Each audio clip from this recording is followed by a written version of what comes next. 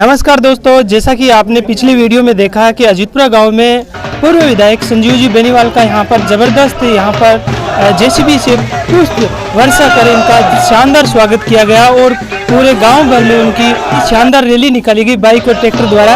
और फिलहाल विधायक जी हमारे साथ में हैं, पूर्व विधायक जी संजीव जी बेनीवाल जी। तो सर, आज इस कार्यक्रम के बारे में क्या कहना चाहेंगे अजीतपुरा गाँव से जो प्यार मिला? देखिए, हमने पिछले करीब 2.5-3 महीने से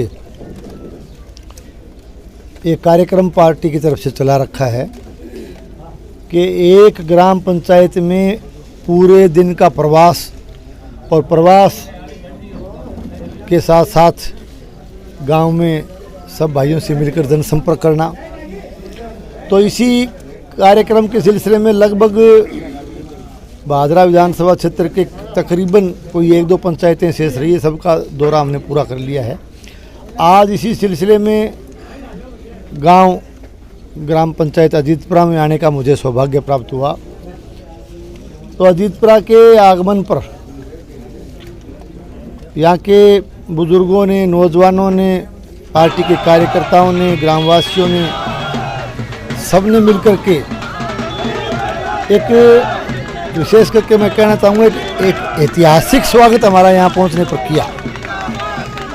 नौजवानों को विशेष करके जैसे बाइक लेकर के, किसान भाई ट्रैक्टर लेकर के, गाड़ियाँ लेकर के, हमारे बुजुर्ग नौजवान सब मिलकर के वहाँ गांव के बाहर स्कूल के पास से जो है गांव तक सभा स्थल तक लेकर के आए। जगह जगह सबने स्वागत किया। तो मैं इस ऐतिहासिक स्वागत के लिए सभी ग्रामवासियों का, कार्यकर्ता बंधुओं का, बुजुर्गों का, नौजवानों का, सबका मैं तहे दिल से बहुत बहुत आभार प्रकट करता हूं। मैं बहुत बहुत धन्यवाद देता हूं। विशेष करके नौजवान साथियों ने भी आज बाइक रैली करके जिस जोश के साथ एक स्वागत का कार्यक्रम रखा, उसके लिए मैं उनको एक बार फिर से तहे दिल से उनका शुक्रिया अदा करता हूँ। सर, आपकी टिकट को लेकर जो भ्रम फैलाया जा रहा है उसके बारे में क्या कहना चाहिए? पहली बात तो ये है कि भ्रम कौन फैला रहा है। जो लोग भ्रम फैला रहे हैं, जो इस तरह की बात कर रहे हैं, वो उनको न तो कोई तथ्यों की जानकारी है, न उनको पार्टी की रीति नीति की जानकारी है, न उनको टिकट वितरण की, किस तरह से हमारी पार्टी में टिकट वितरण होता है, किस तरह की प्रणाली है, न उनकी जानकारी है। वो तो केवल और विशेष करके मैं कहना चाहता हूँ कि भ्रम फैलाने वाले विशेष करके सीपीएम से जुड़े हुए लोग हैं, कॉमरेड लोग हैं, वो स्थानीय विधायक के कार्यकर्ता हैं। वो केवल चूँकि आज पूरे विधानसभा क्षेत्र में जनता इनकी कारगुजारियों से, इनके कारनामों से, वर्तमान सत्ता के वर्तमान एमएलए से इनसे तंग आ चुकी है। जनता को इन लोगों ने 4.5 साल तक तंग और परेशान करने का काम किया है। तो जनता ने आज कमर कस ली है कि इनको सत्ता से बाहर करना है। इसलिए ये इन्होंने काम तो किया नहीं, और जो इन्होंने कारनामे किए, जो जिस तरह की इनकी कार्य प्रणाली रही, आज जनता में इनके प्रति भारी आक्रोश है, भारी नाराज़गी है। तो ये केवल अपने दिल को सांत्वना देने के लिए इस तरह का भ्रामक प्रचार कर रहे हैं।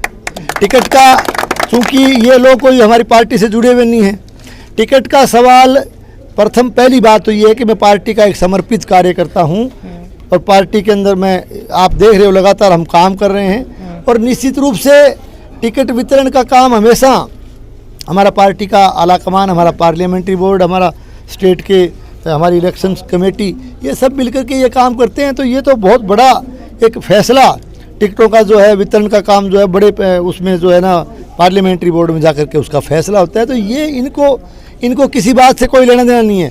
ये तो अपने दिल को तसल्ली दे रहे हैं। और एक भय जो एक इनके मन में व्याप्त है, पता नहीं क्यों ये लोग जो है मेरे से इतना डरे हुए हैं, ये मुझे समझ में नहीं आता। ये इसलिए डरे हुए हैं कि आज भादरा विधानसभा क्षेत्र की जनता मेरा साथ दे रही है, और जनता के भारी जन समर्थन को देख करके ये जो है मेरी उम्मीदवारी से डरे हुए हैं। इसलिए इस तरह का भ्रामक प्रचार करें, ऐसा कुछ भी नहीं है। सर, जैसा हम गांव-गांव गली-गली घूमते हैं तो काफ़ी सारे लोग ऐसे मिले जो आपके पुराने समर्थक भी रहे हैं और अब भी हैं शायद, तो उनका एक ये कहना है कि गांव में एक दो ऐसे बंदे होते हैं जिसकी वजह से उनकी ये शिकायत रहती है। सर, इस बारे में क्या कहना चाहिए? देखिए, मैं अभी मुझे ध्यान है कि आप जब मैं जनसभा में बोल रहा था तब भी आप वहाँ विराजमान थे। मैं उस बात को पुनः दोहराना चाहता हूँ कि अजीतपुरा गांव के समस्त नागरिकों से, मेरे बुजुर्गों से, नौजवानों से, मेरे भाइयों से, सबसे मैं कहना चाहता हूँ कि आप लोग मेरा साथ दीजिए। हम लोग एक व्यवस्था इस तरह की आपको देंगे कि मेरे लायक किसी भी भाई का कोई काम हो, किसी भी भाई की मेरे लायक कोई सेवा हो, तो आधी रात आप सीधे आकर के मेरे से मिल सकते हैं। मैं पुनः कहता हूँ, पुनः अपील करता हूँ कि आप सीधे आकर के मिलिए और सीधे आप आदेश कर सकते हैं मेरे से मिलने के लिए या मेरे से किसी काम के लिए आने के लिए। आपको किसी बिचौले की आवश्यकता नहीं पड़ेगी, किसी मध्यस्थता की आपको आवश्यकता नहीं पड़ेगी। और पार्टी का जो भी पार्टी का कार्यकर्ता है, जो भी पार्टी का वोट डालने वाला कार्यकर्ता है, पार्टी के लिए काम करने वाला कार्यकर्ता है, सबका, किसी एक व्यक्ति विशेष का अधिकार न तो मेरे ऊपर है न मेरी पार्टी के ऊपर है, सबका बराबर अधिकार है। और हम विशेष करके अजीतपुरा के लिए आप जिस आशा और विश्वास के साथ यहाँ की जनता मुझे चुनेगी, तो मैं उनको विश्वास दिलाना चाहता हूँ कि मैं जो कह के जा रहा हूँ उस पर खरा उतरूँगा। और जो विश्वास मेरे प्रति आप प्रकट करने जा रहे हो, आपके विश्वास पर खरा उतरने की पूरी कोशिश करूँगा। और पुनः दोहराता हूँ कि ये पार्टी किसी एक व्यक्ति विशेष के हाथ में नहीं होकर के सामूहिक रूप से कार्यकर्ताओं के हाथ में रहेगी। सामूहिक रूप से कार्यकर्ता मिलकर के, प्रत्येक कार्यकर्ता का संजीव बेनीवाल पर भी उतना अधिकार रहेगा और पार्टी पर भी उतना अधिकार रहेगा और काम कराने का भी उतना ही अधिकार रहेगा। किसी भी आपको, मैं पुनः कहता हूँ, आपको इस व्यवस्था को हम बदलने के लिए कृत संकल्प है। अभी कॉलेज के चुनाव होने हैं, उसमें कैसी क्या तैयारियां कि भाग लेंगे इसमें?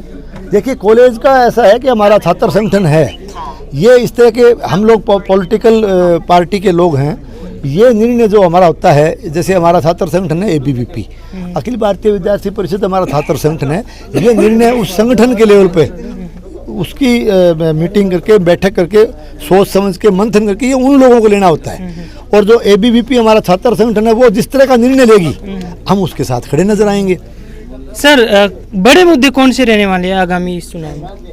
आगामी चुनाव में देखिए, ज़्यादा लंबी बात नहीं कहते हुए मैं इतना ही कहना चाहता हूँ कि आज वर्तमान व्यवस्था में, वर्तमान विशेष करके जिस तरह की राजनीतिक हालात राजस्थान में बने, सत्ता की लड़ाई गहलोत साहब और पायलट साहब के बीच में लंबी चली, आपको याद है। उसके बाद में जैसे यहाँ के स्थानीय विधायक जो कि CPM से हैं, उनका समर्थन लेकर के सरकार में किस तरह के नाटक जो हुए, उसके बाद में एक आशीर्वाद सरकार का इन लोगों को मिला हुआ है। और मैं ये कहना चाहता हूँ कि सरकार बचाने की इस एक मुहिम में, सरकार बचाने के जो है इसमें एक तरह से मैं कह सकता हूँ प्रसाद जो इनको दिया है, जो एक तरह से इनको शाबाशी के तौर पर जो एक इनको जो दिया है अधिकार, मैं कह रहा हूँ कि एक तरह से आदरणीय गहलोत साहब ने इस सरकार के चलते वर्तमान इन लोगों को, विशेष करके इन लाल झंडे वालों को, और बल्कि मैं कहना चाहता हूं कि इनको एक तरह से लूट और झूठ का खुला लाइसेंस सरकार ने इनको जारी कर दिया। लूट और झूठ का खुला लाइसेंस लेकर के ये घूम रहे हैं और इनको खुली छूट आदरणीय मुख्यमंत्री जी ने दे रखी। बादरा में जो C65 को लेकर आपने ज्ञापन दिया, उसके बारे में और सर क्या? C65 का जहाँ तक सवाल है, देखो ज्ञापन, क्योंकि काफ़ी व्यापारी, शहर के नागरिक, काफ़ी किसान लोग भी, गौशालाओं के भी काफ़ी जो हमारा लाइनों पार का एरिया, वहाँ के लोग, उनके पदाधिकारीगण, काफ़ी लोग मुझसे मिले इस बात को लेकर के। सब ने ये कहा कि हम C65 फाटक मंजूर होता है, इसका हम वेलकम करते हैं। C65 फाटक बने, सभी लोग चाहते हैं कि विकास का काम हो। विकास के काम में मैं पुनः कहना चाहता हूँ, विकास का जहाँ काम हो रहा हो उसमें किसी को रोड़ा नहीं अटकाना चाहिए। विकास का काम कोई होता है तो ये अच्छी बात है। विकास के काम के नाम पर लोगों ने स्वागत किया कि आप C65 बनाइए। सवाल ये है कि C65 जो बन रहा है, अब वर्तमान में जो ये बनाने जा रहे हैं, C65 खाली सिंगल ब्लॉक का, जिसको बोलते हैं ना, जैसे ब्लॉक जो उसके अंदर स्थापित करते हैं, 14 फीट की शायद उसकी 14 फीट की चौड़ाई है, तो वो एक सिंगल रास्ते का यानी उसकी चौड़ाई बहुत कम है, वो इस तरह का निर्माण ये करने जा रहे हैं। लोगों की मांग ये है कि आने का और जाने का, यानी इसका चौड़ाईकरण होना चाहिए। इसमें 2 ब्लॉक आने और जाने के अलग अलग स्थापित होने चाहिए, ताकि एक जो सुविधा लोगों को मिलनी चाहिए वो सुविधा मिले। क्योंकि आप रेलवे अंडर ब्रिज लोगों की सुविधा के लिए बना रहे हो, लेकिन रेलवे अंडर ब्रिज बनने के बाद में सुविधा की बजाय लोगों को परेशानी भुगतनी पड़े, तो ऐसे रेलवे अंडर ब्रिज का कोई फ़ायदा नहीं है। इसलिए उन लोगों की मांग केवल और केवल इतनी है कि इस रेलवे अंडर ब्रिज को चौड़ा किया जाए। बनाने में वो सारे नागरिक सहयोग देने के लिए तैयार हैं। चौड़ा होगा तो लोगों को एक चीज़ तो ये रहेगी कि आने का और जाने का दोनों तरफ का रास्ता रहेगा। अब चूंकि वहाँ जो एक घुमाव भी है, घुमाव के अंदर आप ये बताइए कि इधर से कोई गाड़ी लेके आ रहा है, सामने से दिखेगा, खड़ा होकर उसको रोकना पड़ेगा। एक साइड निकलेगा, फिर दूसरी साइड के लोग निकलेंगे। कई बार तो इस तरह के मामले में झगड़ा फसाद भी हो जाता है। तो कहने का मतलब है कि इसका चौड़ाईकरण होना चाहिए, एक बात। दूसरी चीज़ ये है कि C64 जो रेलवे अंडर ब्रिज हमारी पिछली सरकार के समय आदरणीय वसुंधरा जी ने जो मंजूर किया, उसकी वित्तीय स्वीकृति तक, वर्क ऑर्डर तक हमने जारी कर दिए थे। अब वर्तमान सरकार आने के बाद में उस कार्य को जानबूझ के लंबित किया गया, उसमें विलंब किया गया और वो कार्य अधूरा छोड़ करके कोई ठेकेदार निकल गया वहाँ से। तो उस एक दूसरी मांग ये भी थी प्रजा की, वहाँ जनता की, कि पहले C64 यदि बन जाए तो एक रास्ता खुल जाए और वहाँ आने जाने वाला को दिक्कत नहीं हो। बाकी C65 बनना चाहिए, लेकिन बने तो एक अच्छी तरीके से चौड़ाई उसकी बढ़ा करके बनाया जाए, ये मांग। जी धन्यवाद। मैं हूं नवाब खान, आप देख रहे थे आखिरी तक लाइव। मिलते हैं अगले वीडियो में, तब तक के लिए जय हिंद जय भारत।